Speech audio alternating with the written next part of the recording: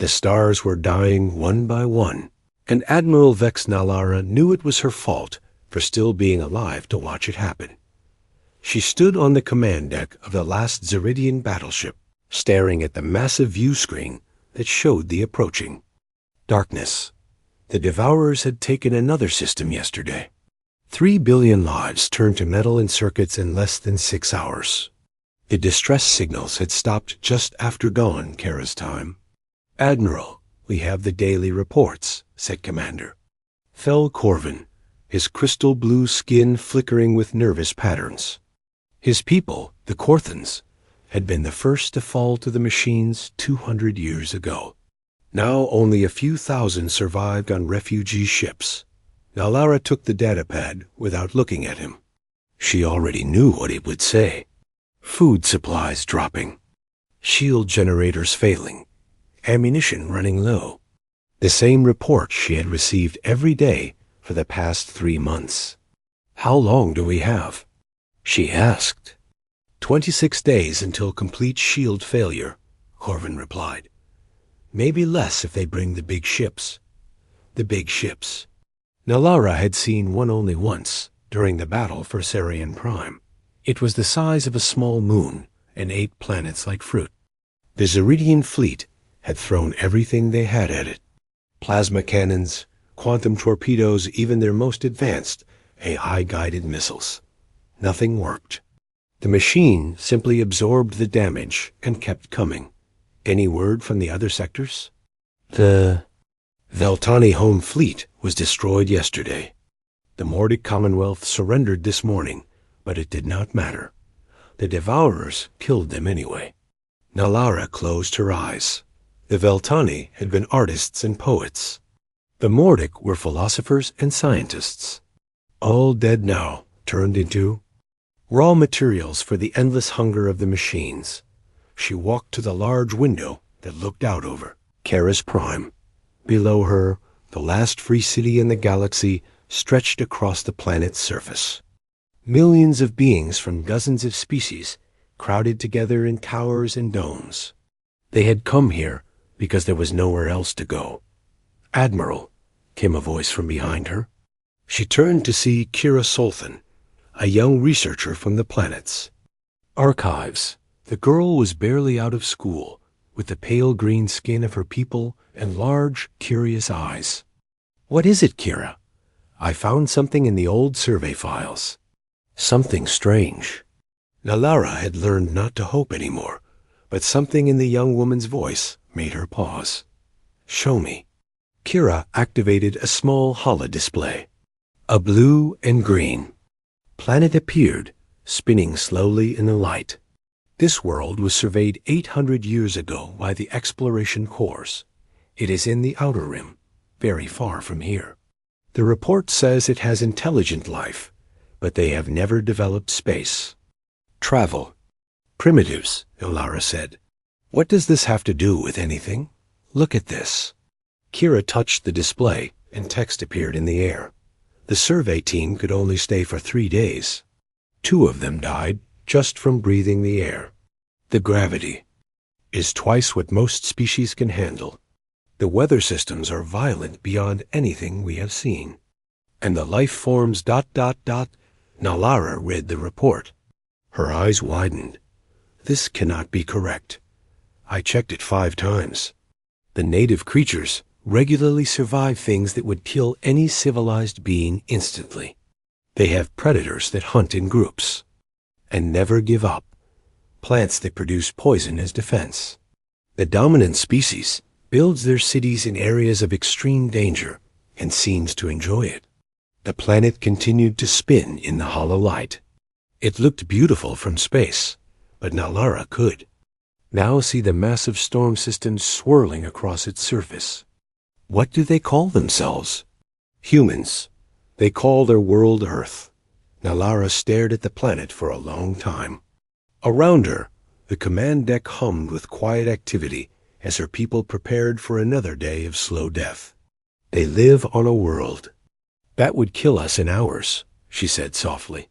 Yes, the report classifies it as a Class 12 death world, the highest danger rating we have. and they evolved there. They became intelligent there. They built a civilization there. Yes, Admiral? A new alarm sounded from the communications station. Lieutenant Zex Marlin looked up from his console with fear in his large eyes. Admiral, long-range sensors are detecting movement in the KEF. System, the Devourers are coming. Nalara looked at the blue planet one more time. Somewhere on that distant world, creatures lived who had never known the fear that now gripped every civilized being in the galaxy. They had made their home on a planet that tried to kill them every day, and they had not just survived, but thrived. Kira, can we send a message to this Earth? It would take all our remaining quantum crystals and 3 days to build the transmitter array, and we do not know if they will understand us. Do it. Admiral, we are going to die here in 26 days. The Devourers will turn us all into scrap metal. But before that happens, I want to know if there is anyone else out there. Anyone who might survive what is coming. Kira nodded and ran from the command deck. Nalara watched her go, then turned back to the view screen. In the distance, she could see the first signs of the approaching fleet. Dark shapes moving between the stars like a disease spreading through the galaxy dot.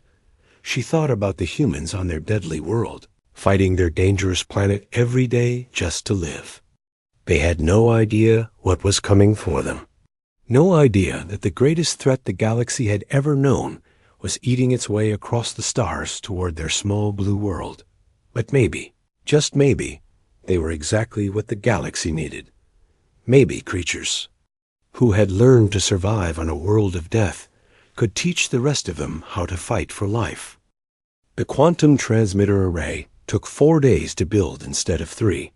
Chief Engineer Mex Torvain worked without sleep, his 6 arms moving in perfect coordination as he assembled the delicate crystals and wiring. Around him, other engineers from a dozen different species worked together, knowing this might be their last chance to reach out beyond their dying corner of space. Admiral Nalara watched from the observation deck as the massive dish took shape on the planet's surface. Each crystal cost more than a battleship, and they were using the last ones in existence. If this failed, they would have no way to call for help from anyone. The array is ready, Torvain reported through the comm system. His voice cracked with exhaustion. We can send one message. After that, the crystals will be burned out. What should we tell them? Asked Kira, who had not left the command center since discovering the Earth files. Nalara thought carefully. How do you explain the end of everything to people who have never seen the stars? How do you make them understand that death is coming for them across the vast emptiness of space? Send them numbers first. Mathematics is universal. Then show them star charts so they know where we are. After that, show them what the Devourers look like. The message was simple. Prime numbers counting up to 100. The location of Caris Prime in relation to Earth's sun. And finally, images of the Devourer fleet consuming a planet, recorded during the fall of Baxter's world. 3 months ago. The transmission used every bit of power the array could generate. It burned through space at faster than light speed, carried by quantum entanglement across impossible distances. Then they waited on Earth. Dr. Lisa Warren was finishing her night shift at the Arecibo Observatory when the computers started screaming alerts. The radio telescope had detected something that should not exist. A signal from space that was clearly artificial, clearly intelligent, and clearly not from anywhere in the solar system. Lisa called Dr. Frank Cooper, the project director, pulling him out of bed at 3 in the morning. Lisa, this better be important, Cooper said when he arrived 20 minutes later. Look at this. Lisa showed him the computer screen. Prime numbers, Frank. Someone is sending us prime numbers from interstellar space. Cooper stared at the data. Are you sure this is not some kind of interference? I checked everything twice. This is a real signal from outside our solar system, and it is not random. Look at the pattern. They worked through the night, decoding. A mathematical sequence. By morning, they had star charts that showed the location of a solar system thousands of light years away. By afternoon, they had images that made both scientists sick to their stomachs. The pictures showed machines the size of cities eating a planet. Giant metal shapes with countless arms and weapons, tearing apart a world piece by piece. In some images, they could see tiny ships trying to fight back, but the machines simply swatted them away like insects. "We need to call the government," Cooper said. President Kate Morrison received the briefing at Camp David. She sat at the head of the conference table, surrounded by her top advisors and military leaders. General Ryan Hughes, chairman of the Joint Chiefs, studied the alien images on his tablet with a deep frown. "You are telling me that aliens sent us a message asking for help?" Morrison asked. "That is what it looks like, Madam President," said Dr. Warren, who had been flown in from Puerto Rico. "The mathematical sequences are clearly designed to establish communication. The star charts show us where they are. And the images ... they show us what they are fighting. Those things could destroy our entire planet," said Admiral Susan Blake, head of naval operations, "if they are real." "We need to respond," said General Hughes. "These aliens took a huge risk sending us this message. They deserve an answer." It took the combined efforts of NASA, the military, and universities around the world to build a transmitter powerful enough to send a signal back to the stars. Dr. Warren worked with linguists and mathematicians to create a response that would be understandable to alien minds. The return message was longer than what Earth had received. It included mathematical concepts, basic physics, and simple drawings that showed human figures. Most importantly, it asked questions. Where are you? How many of you are there? What do you need? The answer came back in 6 hours, faster than anyone thought possible. This time, the aliens sent much more information. Star maps showing the extent of their empire. Population figures that made the humans gasp in shock. Images of hundreds of different alien species, all living together on worlds that looked like paradise. And then came the images of those same worlds burning. The alien message was clear. They were the last survivors of a war that had lasted 2 centuries. The machines called Devourers had eaten everything else. Billions of civilizations, trillions of beings, all dead or turned into raw materials. The aliens had perhaps 20 days before their final world fell. But the most shocking part of the message came at the end. The aliens wanted to come to Earth. They had analyzed the data about humanity's home world and decided they would rather face a dangerous planet than certain death from the machines. They were asking if humanity would accept refugees from across the galaxy. President Morrison called an emergency session of Congress. The United Nations held crisis meetings. Every world leader was briefed on the situation. In 20 days, the last free people in the galaxy might come knocking on Earth's door, running from monsters that could destroy planets. General Hughes stood before a joint session of Congress and said the words that would change human history forever. "Ladies and gentlemen, we are not alone in the universe. We never were alone, but soon we might be all that is left." The vote was unanimous. Earth would accept the aliens, but some in the room were already thinking of another possibility. What if instead of just offering sanctuary, humanity offered to fight? After all, the aliens had never met anyone from a death world before. The aliens did not understand the message at first.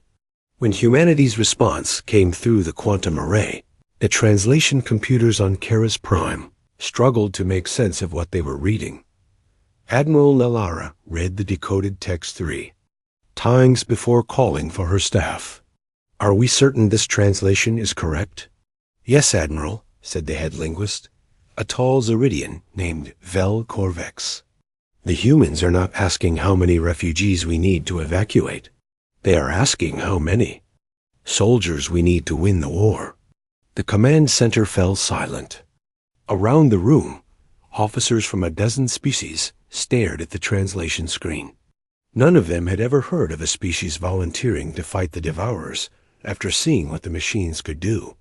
They must not understand, said Commander Corvin. Send them more data. Show them the battle records from Zerion Prime. Make them see what these machines can do.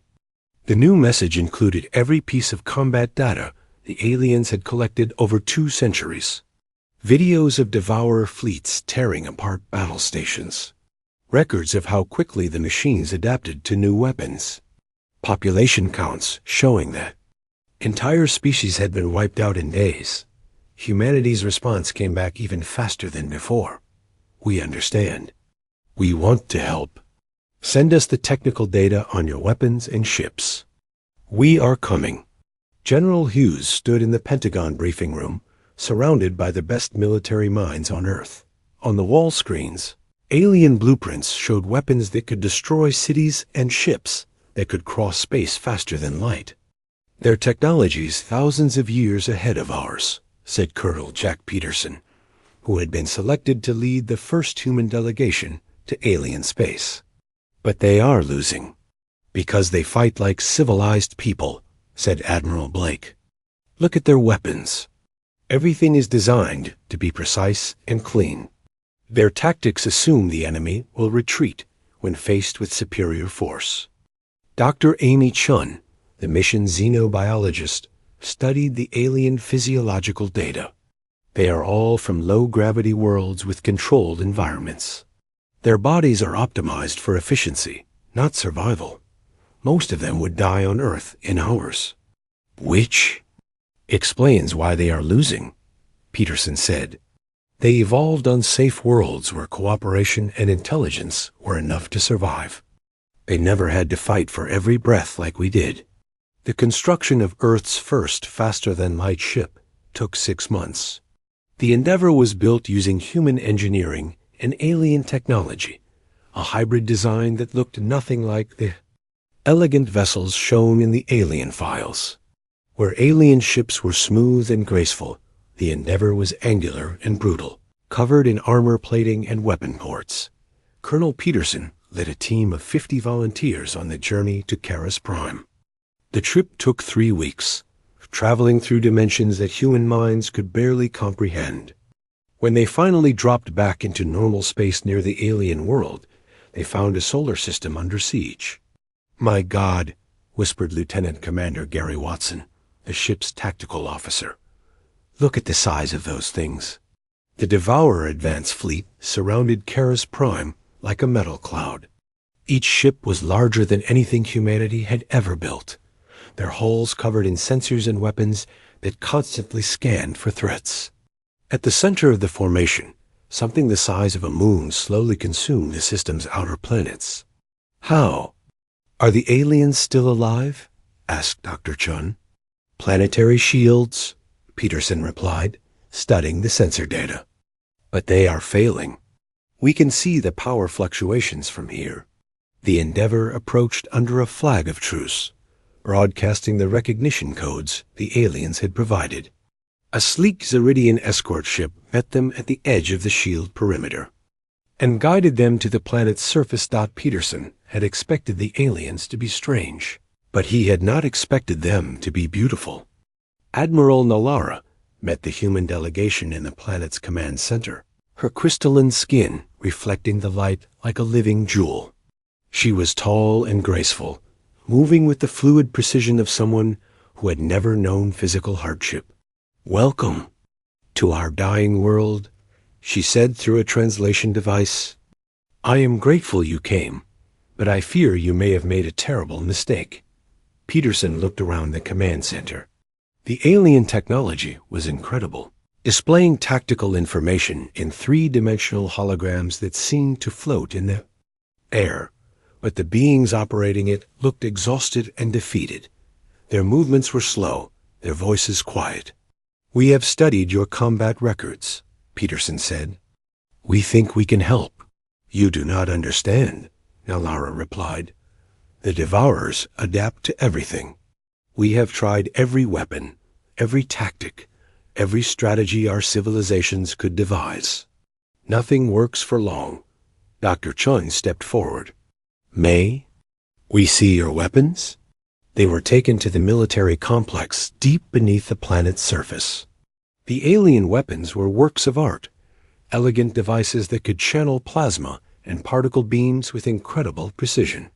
Each one was worth more than most human cities. Beautiful, said Peterson, and completely useless against an enemy that learns. What do you mean?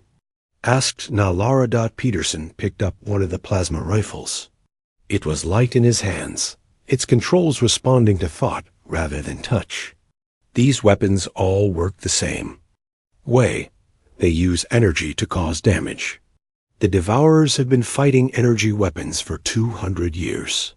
They know how to stop them. What else is there? Asked Commander Corvin. Peterson smiled. It was not a nice smile. You have never seen primitive weapons, have you? You have never had to fight with tools that were designed thousands of years ago. He activated his wrist communicator. Watson, bring down the demonstration package. 20 minutes later, Lieutenant Commander Watson arrived with a metal case. Inside were weapons that made the aliens step back in confusion.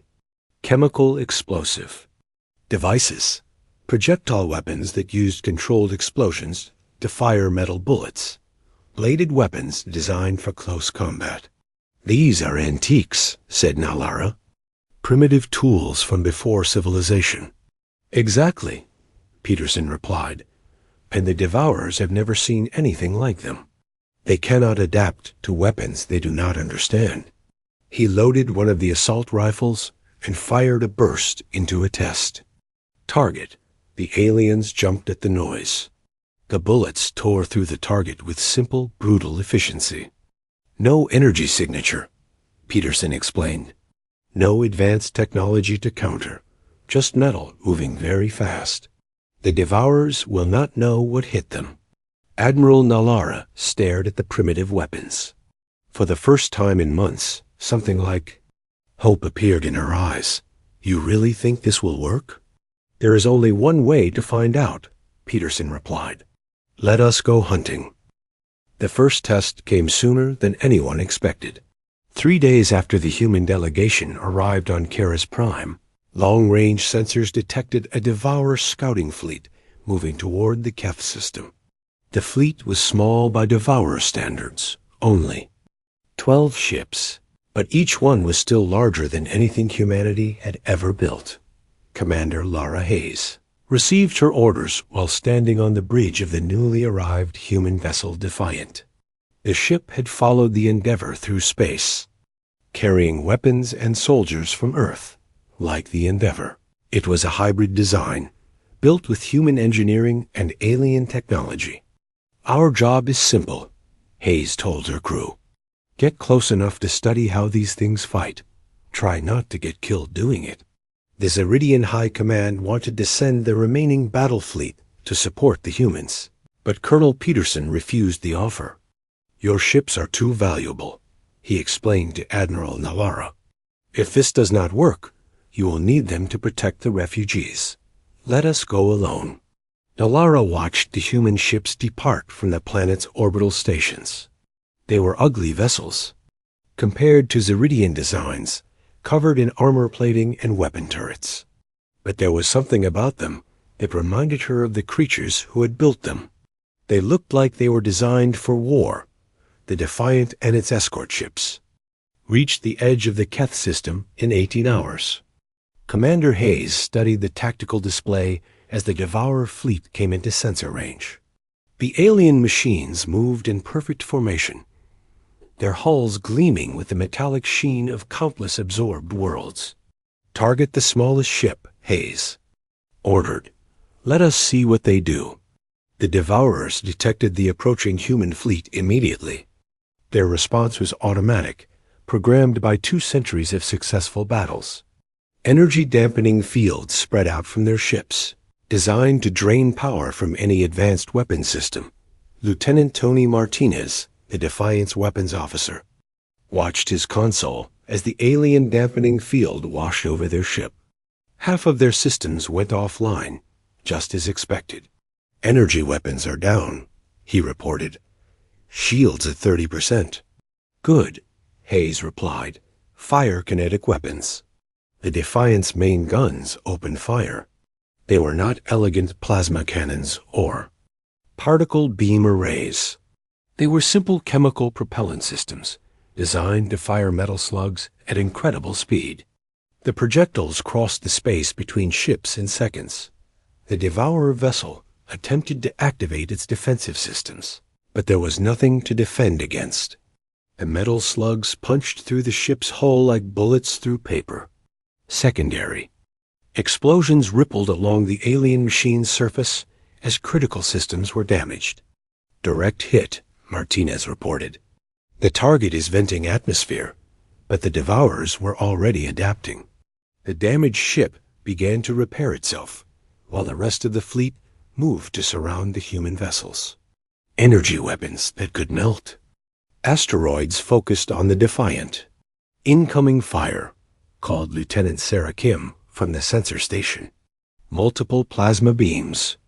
The alien weapons struck the Defiant's armor with devastating force.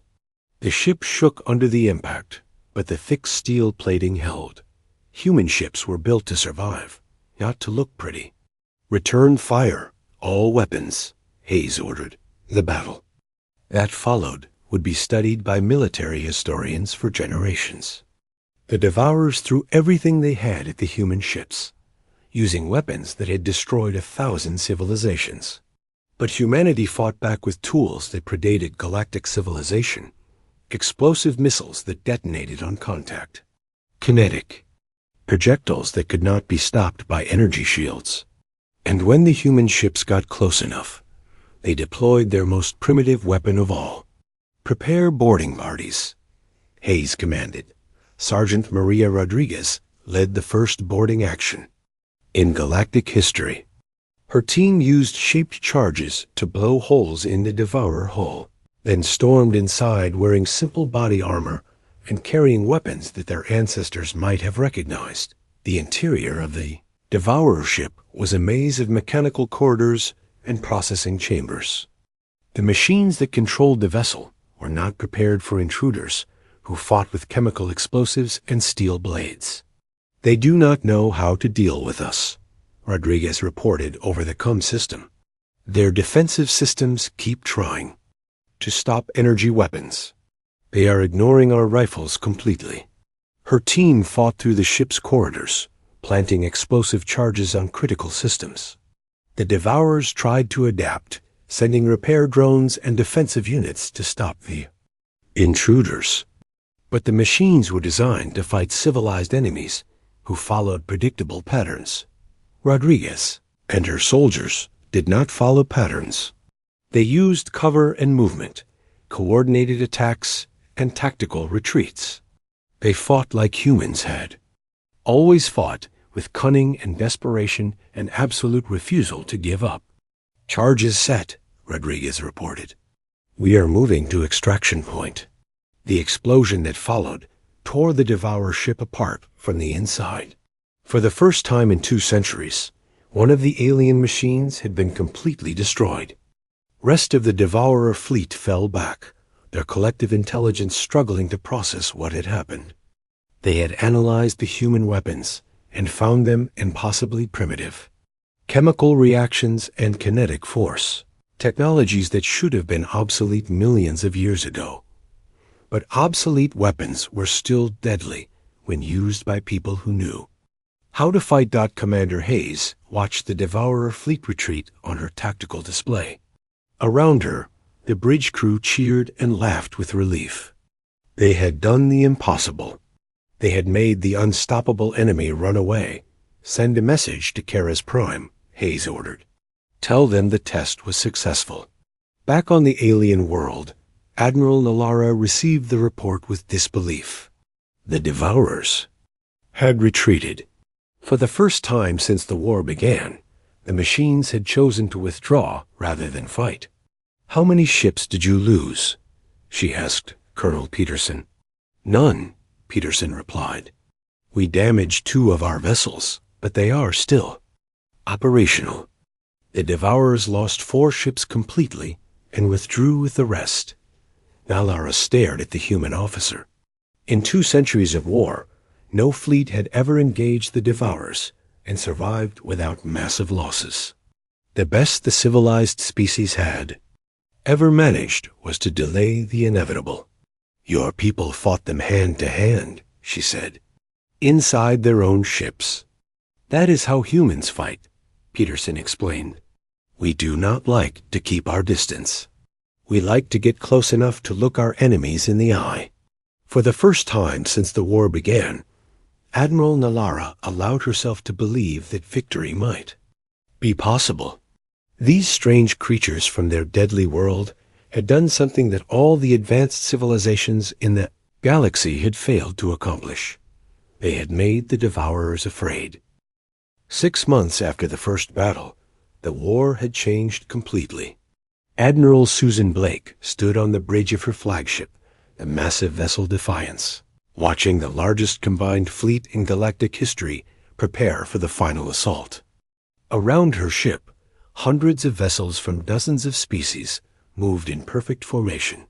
The human ships were easy to spot among the elegant alien designs. They were still ugly, still covered in armor and weapons, but now they carried hope as well as firepower. Every species in the fleet had learned to fight the human way, using weapons that the Devourers could not understand or counter. "Admiral, we are receiving reports from all sectors," said Captain Ben Torres, Blake's tactical coordinator. "The Zeridian Third Fleet has secured the outer planets. The Veltani survivors have taken the asteroid mining stations. All enemy resistance in this system has been eliminated." Blake nodded, studying the tactical display. 6 months of victories had led to this moment. The Devourers were retreating faster than they could adapt, falling back toward their central processing facility for the first time in their existence. "How many systems have we liberated?" she asked. 43 confirmed, Torres replied. "Maybe more. The refugee fleets are moving so fast that intelligence cannot keep up." It was true. Across the galaxy, species that had hidden in fear for centuries were emerging from their hiding places. They had heard the impossible news that the Devourers were being defeated, and they wanted to join the fight. But the real war was about to begin. The Devourer home base was a mechanical planetoid that had been consuming star systems for over 1,000 years. It was the size of a small planet, covered in factories and processing plants that turned raw matter into new machines. Every ship, every drone, every weapon the Devourers had ever built had come from this facility. Long-range sensors are picking up massive energy readings, reported Lieutenant Commander Nina Foster from the sensor station. The target is heavily defended. Thousands of ships, orbital weapon platforms, and something else. "What kind of something else?" Blake asked. "Unknown, Admiral. It is big enough to show up on gravitational sensors, but we cannot get a clear reading." Blake turned to Colonel Peterson, who had remained with the fleet as military advisor. "What do you think?" "I think they are scared," Peterson replied. "They have pulled everything back to defend their most important asset. That tells us we are hurting them." The combined fleet dropped out of faster-than-light travel at the edge of the target system. What they found there made even the veteran human officers stare in shock. The Devourer facility was surrounded by a defensive fleet that stretched across millions of kilometers of space. Ships the size of cities floated in perfect formation, their weapons already charging for battle. And at the center of it all, something that defied description. "My God," whispered Dr. Amy Chun, who had joined the fleet to study Devourer technology. "It is not just a factory. It is alive." The mechanical planetoid pulsed with organic energy. Sections of its surface moved like breathing tissue, while others sparked with electrical activity that looked almost like thoughts. The Devourers had not just built a facility. They had created a living machine mind that could think and plan and hate. "All ships, this is Admiral Blake," she broadcast to the fleet. "Today we end this war. For every world they destroyed, every life they took, every species they erased from existence. Today we give them what they gave our friends." A battle began with the largest exchange of firepower in galactic history. The Devourer defensive fleet opened fire with weapons that could crack planets, filling space with deadly energy that would have vaporized any normal attacking force. But this was not a normal attacking force. The human ships charged straight into the energy storm, their thick armor absorbing damage that would have destroyed elegant alien vessels.